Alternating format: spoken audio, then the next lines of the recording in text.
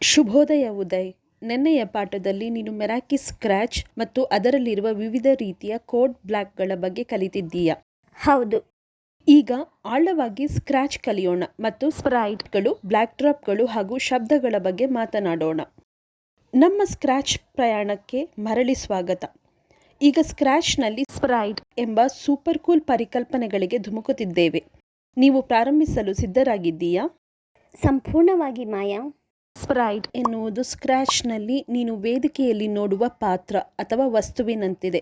ಅದು ಹೇಗೆ ಕಾಣುತ್ತದೆ ಎಂಬುದನ್ನು ಬದಲಾಯಿಸಬಹುದು ಮತ್ತು ನೀನು ಅದನ್ನು ಮಾಡಲು ಹೇಳಿದ ಕೆಲಸಗಳನ್ನು ಮಾಡಬಹುದು. ಹಾಗಾದರೆ ಇದು ಚಲನಚಿತ್ರದಲ್ಲಿನ ನಟರಂತೆಯೇ?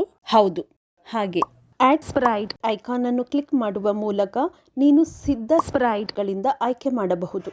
ನಾನು ಇಲ್ಲಿ ಹಲವಾರು ಸ್ಪ್ರೈಟ್ಗಳನ್ನು ಸೇರಿಸಬಹುದು. ಅಂತಹ ಉತ್ತಮ ಸಾಧನ ಸ್ಕ್ರ್ಯಾಚ್ ಆಗಿದೆ.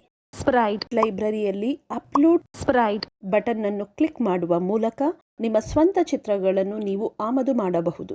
ಇದನ್ನು ತಿಳಿದು ತುಂಬ ಸಂತೋಷವಾಗಿದೆ. ನಾನು ಸಹ ಸ್ಪ್ರೈಟ್ ಅನ್ನು ಅಪ್ಲೋಡ್ ಮಾಡಬಹುದು. ನಾನು ಖಂಡಿತವಾಗಿಯೂ ಮಂಕಿ ಫೋಟೋವನ್ನು ಅಪ್ಲೋಡ್ ಮಾಡಲಿದ್ದೇನೆ.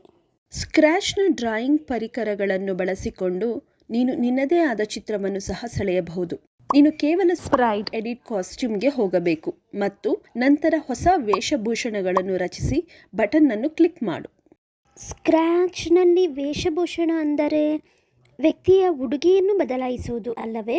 ಹೌದು, ನೀನು ಹೇಳಿದ್ದು ಸರಿ. ನಿನ್ನ ಜೀವನದಲ್ಲಿ ವೇಷಭೂಷಣ ಎಂದರೆ ಅದೇ. ಆದರೆ ಸ್ಕ್ರ್ಯಾಚ್ನಲ್ಲಿ ಉಡುಗೆಯ ಜೊತೆಗೆ ಸ್ಪ್ರೈಟ್ನ ಚಲನೆ ಮತ್ತು ಭಂಗಿಯನ್ನು ಬದಲಾಯಿಸುವುದು ಎಂದರ್ಥ. ಅರ್ಥವಾಯಿತು ಮಾಯಾ, ಧನ್ಯವಾದಗಳು. ನಿನಗೆ ತಿಳಿದಿದೆಯೇ, ನೀನು ಬಣ್ಣಗಳನ್ನು ಬದಲಾಯಿಸಬಹುದು ಅಥವಾ ನಿನ್ನ ಸ್ವಂತ ಸ್ಪ್ರೈಟ್ಗಾಗಿ ವಿಭಿನ್ನ ನೋಟವನ್ನು ವಿನ್ಯಾಸಗೊಳಿಸಬಹುದು.